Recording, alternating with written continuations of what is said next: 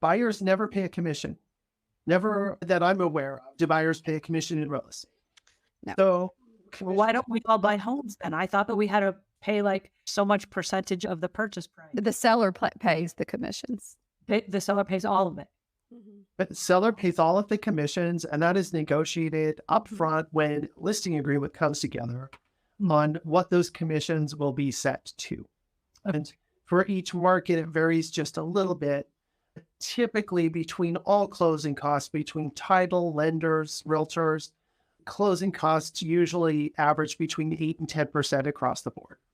So if I was selling the home, and let's say that I sold my home and someone from Florida bought it, and they connected with their Florida realtor who connected with Charlotte realtor, then I'm paying a percentage to both the Charlotte and the Florida realtor.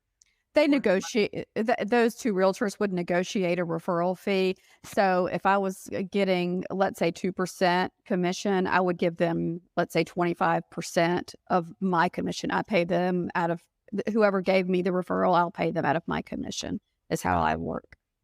And so when you talk about the other closing costs, those are the title fees and the lender fees and all that stuff.